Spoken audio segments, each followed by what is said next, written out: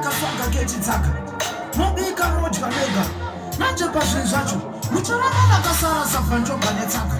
vamwe vachipira ndege rege dzichirira nemuzvikebe imini nevho muchirira kwamashwede padzasimbiswa ngomanana mudharatonde nevamwe vari kuhonde hanzi chawabika ichivape chingoma chinonaka ifuti chinogutsa kupfuura sadza unorangarira here panguva yavaitupa usina chawatadza vachitaura netumashoko tunorwadza vachifunga kuti chemwesiri pamwe nevhu rako vangangorisakadza vandabva chinjira swaka pandakaona vakuda kunyanya kuswaradza kuwanza kuganza ndopandakavhura skiri huru refu ine mirechinzunzanzunza konde ipi timu yawachuza imwe inosapotwa nemafuza vanogara vakafuga breni seguza anokumana edhakana ukamubvunza anokuudza kuti chigemu chengoma ihuza kupinda paskiri rechidram data bvunza general eldadan data kuti nini ndinoona mumakunge pafainda nhatsofadha vanhuka inolaza shumba nebada zvavada ndinenge wandada chingoma chichitindimuka chichirira inini chinzwa chine maungira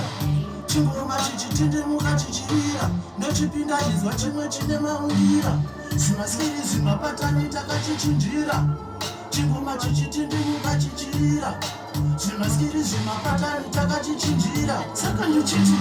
ichi chinonzi chidhanso muchabuza chingoma chinodziya kupfuura juza chinonzi chidhanso muchabuza chingoma chinodziya kupfuura bhuza ichi hachisisiri chekumabhuza hatisapote iye timu yakaruza hatimhanye isusu nana takaruza kumhanya ngoma kupfuura rendikuza kumhanya ngoma kupfuura rendikuza chidhanso hatwo muchabuza hatisapote dziye dzakaruza mangoma futi panotunekumwanira dzekumagarira kupfuura cheya tiri vehatwo hatizive kwaya yo ready we are ready I pick up man like John Dada I pick up General Batista out of this so I pick up man like Petro I pick up General Bear Yadana say I pick up man like DJ Brown Ja Tinyange Tamuya Kusakarira Leke Mutana kuti itina tisoka chichitsaka Saka saka Manje Mubika mujaweka Pelevora chumucharamba makasara Saka chichitsaka Yadana ya bone ya bone I pick up man like Elias Sweet. Yeah, man. Shut up, Carlos Outer. Man, all this week.